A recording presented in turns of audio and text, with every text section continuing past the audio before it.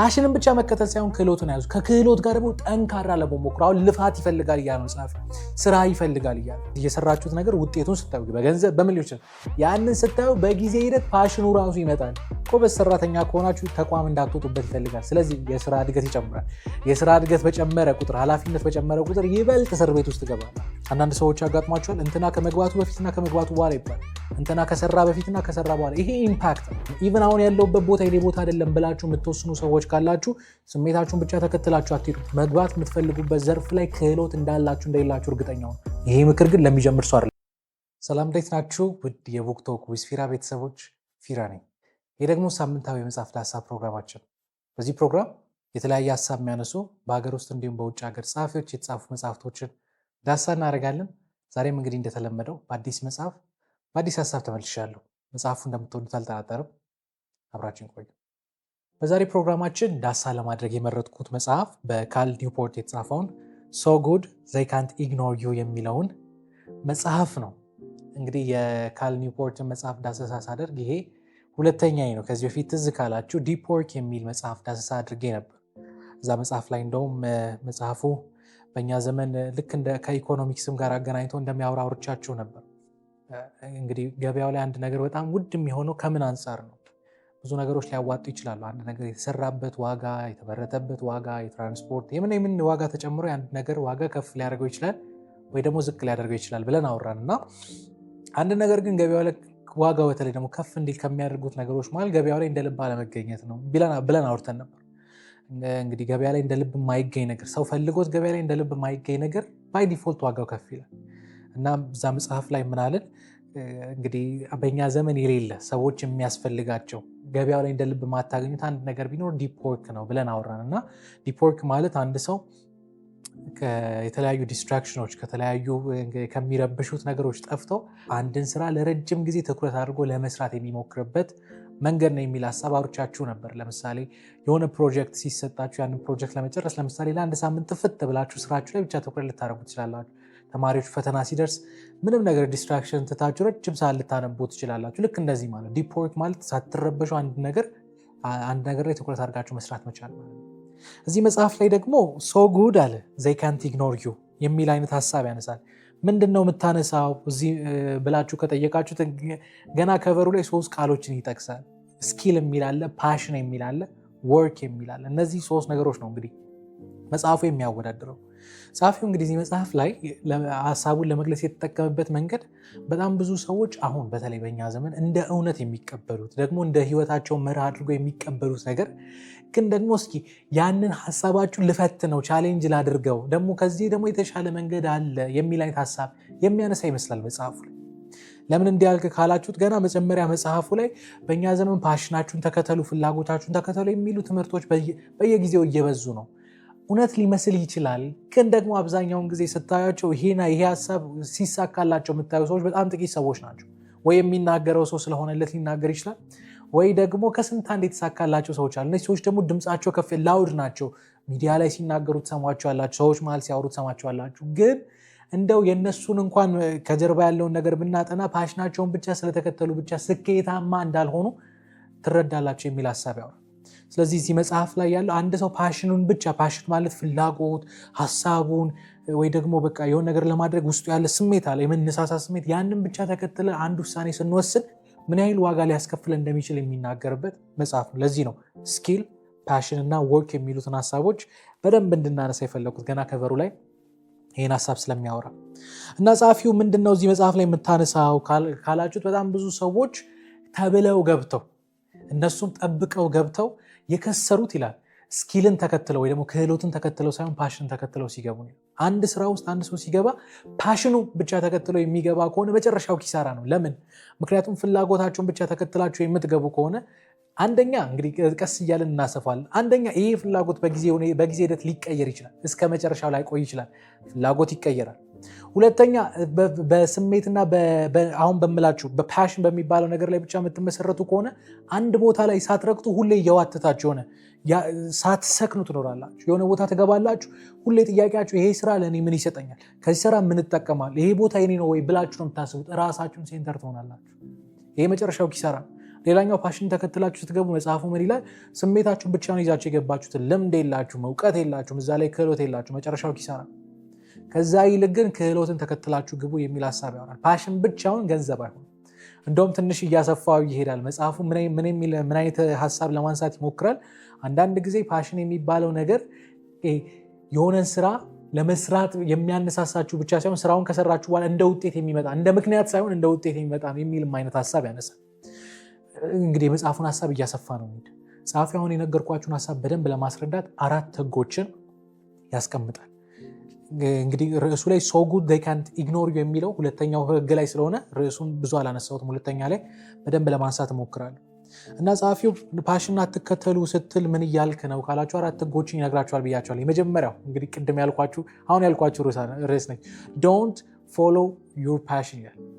የትኛውም ቦታ ላይ የትኛውም ስራ ላይ የትኛውም የምትገቡበት ዘርፍ ላይ ስኬታማ መሆን ከፈለጋችሁ ፓሽናችሁን ይቺን ቃል ያዙ፣ ፓሽናችሁ ብቻ አትከተሉ ብዬ እንደው ትንሽ ላላል አድርገው።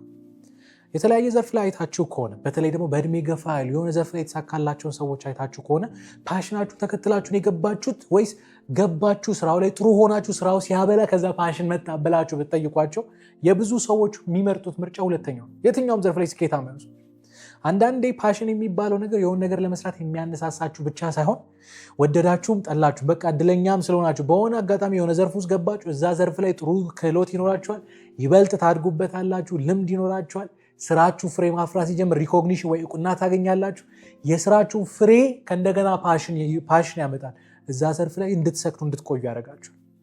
እና ጸሐፊው ብዙ ሰዎችን ብትጠይቁ ሁለተኛውን የሚመርጡበት ምክንያት ሲጀምሩ ፓሽን ላይ ሳይሆን ተመስርቶ የጀመሩት ሲጀምሩ ክህሎት ላይ ተመስርቶ ስለጀመሩ ነው የሚል ሀሳብ ያነሳል። ስለዚህ ፓሽን ብቻውን መንገድ አይሆንም። ፓሽንና ስኪል የሚባል ነገር እንደሚያስፈልግ ጸሐፊ ይናገር።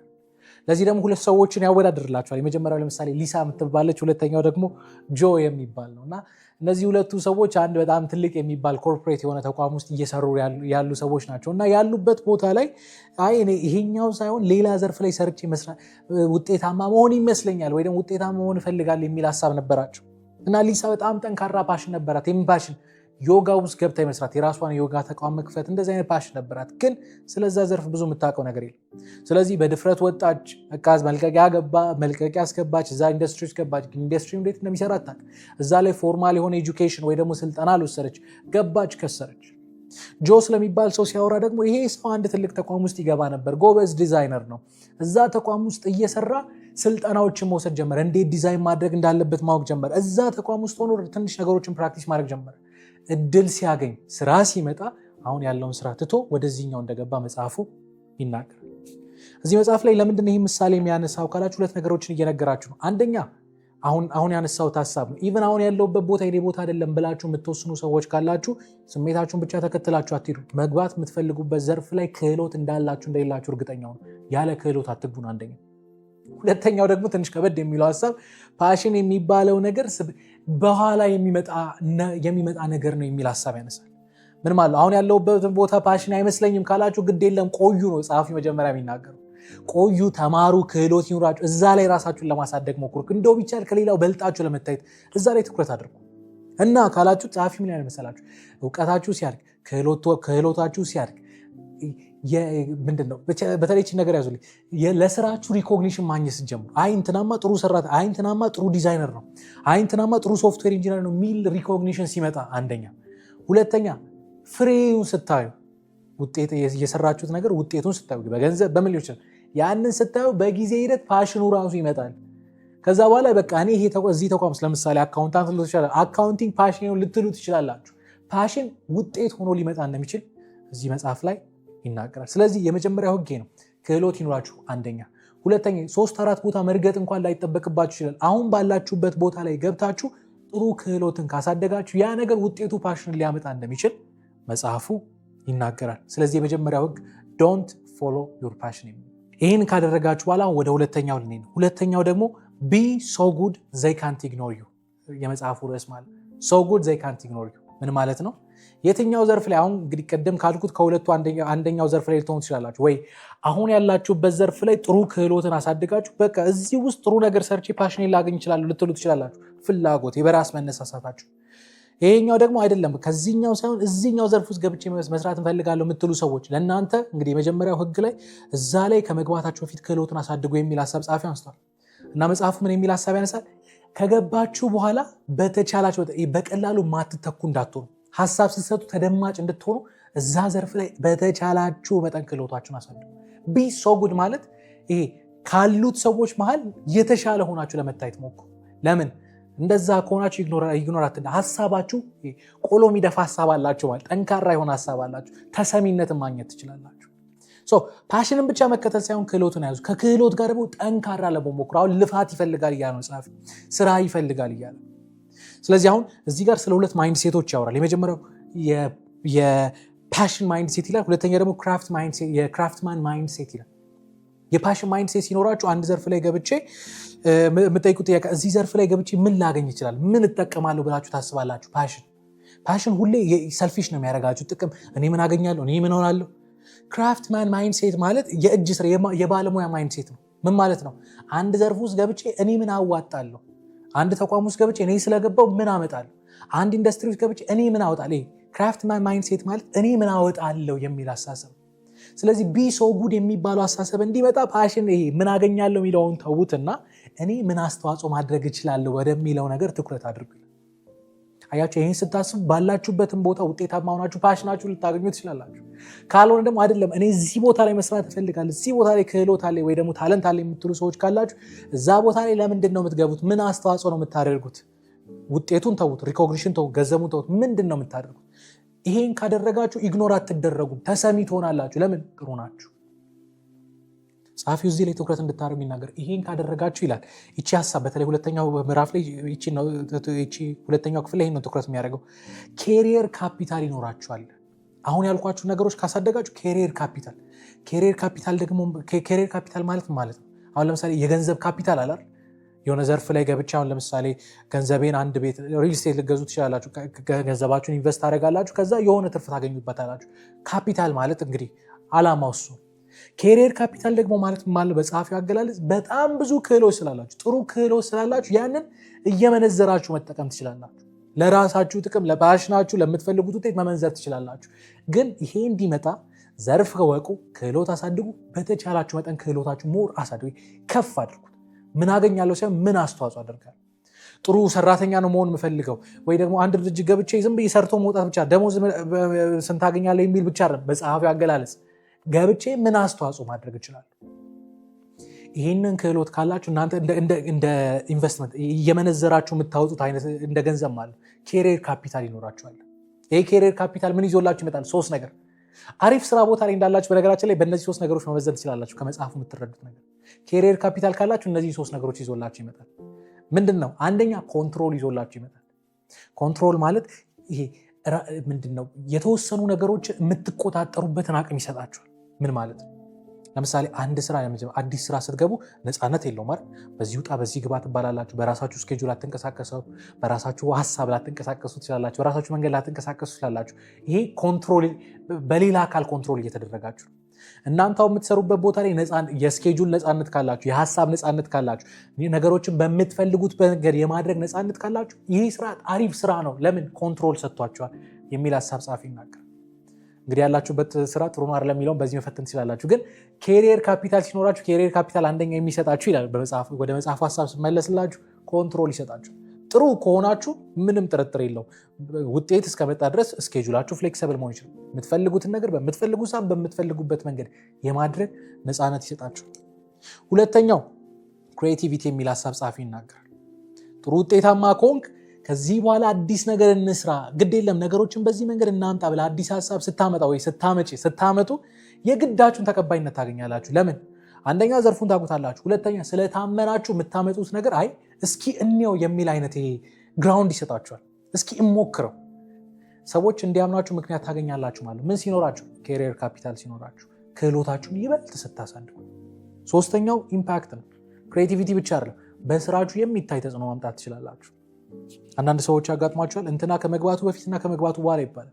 እንትና ከሰራ በፊትና ከሰራ በኋላ። ይሄ ኢምፓክት ነው። እንደነዚህ አይነት ነገሮችን ካሳደጋችሁ ኬሪየር ካፒታላችሁ ያድጋል፣ ክህሎታችሁ ያድጋል። የትም ቦታው ነው። አሁን የምትሰሩት ስራ እንኳን ባይመቻችሁ ባትወዱት እዛ ላይ ኤክስፐርት መሆን ትችላላችሁ፣ እዛ ላይ ፓሽናችሁ ማግኘት ትችላላችሁ የሚል ሐሳብ ጸሐፊው ይናገራል። ሐሳቡ ግልጽ ነው ብዬ አስባለሁ። የምናውቀውን ነገር ግን ከበድ ባለ ቋንቋ ከበድ ባለ አገላለጽ ለመግለጽ ይሞክራል። ምክንያቱም ፓሽን ብቻውን አሁን በእኛ ዘመን በተለይ ግዴለም ፓሽን ካለ ግዴለም እንትን ከተባለ ተብሎ ይገባና በጣም ብዙ ሰው ከስሯል። እንግዲህ ዙሪያችሁ እንደዚህ አይነት ሰዎች አሉ ብዬ አስባለሁ። በጣም ብዙ ሰዎችን ሲከስሩ ታያላችሁ። ሁሌ ይሄ ነገር እውነት ነው ማለት አይደለም። ጸሐፊው ግን ሁሌ ክህሎት ያለው ሰው እንደው ቢያጣ ራሱን ለማኖር የሚያችል አቅም ቢያጣ የሆነ ተጽዕኖ መፍጠር የሚችልበት ሁኔታ ላይ ራሱን ሊያገኝ እንደሚችል ይናገራል። ከምንም ያጣ አይሆንም ማለት ፓሽን ግን ስሜት ላይ ብቻ ትኩረት ያደረገ ነው የሚል ሐሳብ ጸሐፊ ይናገራል። ወደ ሶስተኛው ህግ ሄድ። ሶስተኛው ህግ እንዲህ ይላል፣ turn down a promotion ይላል። turn down a promotion በአማርኛ አስታወጡት የስራ እድገትን እምቢበሉ እንደማለት ነው አይደል? የስራ እድገትን እምቢበሉ ምንድነው እዚህ ሐሳብ ላይ ለመናገር ይፈልገው? አሁን እንግዲህ እንደ ደረጃ ነው እየወጣን ነው። ሶስተኛ ደረጃ ላይ ደርሰን ጸሐፊ ምን ይላል? ጥሩ ኬሪየር ካፒታል ካላችሁ፣ ጥሩ ክህሎትን ካሳደጋችሁ የትኛውም ተቋም ሊለቃችሁ አይፈልግም። የራሳችሁ ተቋም ካላችሁ የትኛውም ደንበኛ ሊለቃችሁ አይፈልግም። ለምን? ውጤት አምጥታችሁ። ለምን ይለቃችሁ? ግን ምን ይላል መሰላችሁ ጸሐፊ?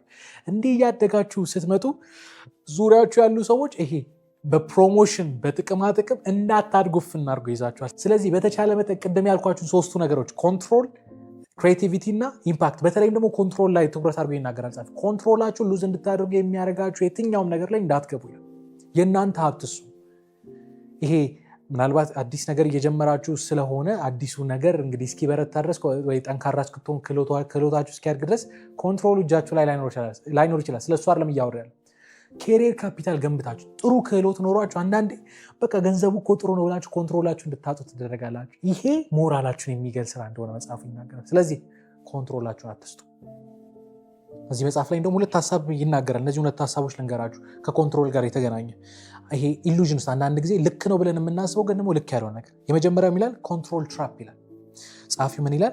አንዳንዴ ትንሽ ነገር ሰርተን ትንሽ ውጤታማ የሆነ ሲመስለን በቃ ሁሉንም ነገር በራሳችን ፍላጎት እንዲሆን ለማድረግ ሞክራል። ይሄ ልክ አይደለም። ኮንትሮል በራሱ ጊዜ ይመጣል። እናንተ ፑሽ አድርጋችሁ ይመጣ ነገር አለ። ጥሩ ውጤት ስታመጡ በቃ ነገሮች ቀለል እያለ ይመጣል። አንዳንድ ጊዜ አይታችሁ ከሆነ ልክ ነው እያልኩኝ አይደለም። አንዳንድ ተቋሞች ውስጥ በጣም ጥሩ ውጤት የሚያመጡ ሰዎች፣ ጥሩ ነገር የሚሰሩ ሰዎች ድሬሲንግ ኮድ ሲባሉ ሰምታችሁ አታውቁም ወይ? ሰዓት ቢያረፍዱ ማረፈድክ አይባልም። ምክንያቱም ቢያረፍዱም እየሰራ ነው ተብሎ ይታሰባል። ለምንድነው እንደ የተባሉት? ውጤታቸው ስለሚናገር። ግን ገና ጀማሪ ሆናችሁ ገና ይሄን ውጤት ሳታሳዩ ኮንትሮል እፈልጋለሁ፣ በቃ ሁሉም ነገር በራሴ ቁጥጥር ውስጥ ለማድረግ እፈልጋለሁ ካላችሁ መጽሐፊ አገላለጽ ይሄ ኪሳራ እንደሆነ ይናገራል። ስለዚህ የተቻላችሁ መጠን እይታችሁን እንድትቀይሩ መጽሐፉ እዚህ ሀሳብ ላይ ትኩረት አድርጎ ይናገራል። ሁለተኛ ኢምፕሎየር ሬዚስተንስ የሚል ሀሳብ ነው የሚኖረው። ጎበዝ ሰራተኛ ከሆናችሁ ተቋም እንዳትወጡበት ይፈልጋል። ስለዚህ የስራ እድገት ይጨምራል። የስራ እድገት በጨመረ ቁጥር፣ ኃላፊነት በጨመረ ቁጥር ይበልጥ እስር ቤት ውስጥ ትገባላችሁ። ስለዚህ ጻፊው ይላል ሁለት ነገር እንደ አማራጭ፣ አንደኛ ኮንትሮላችሁንም እንድታጡ የሚያደርጋችሁ ከሆነ እምቢ በሉ። አንደኛ።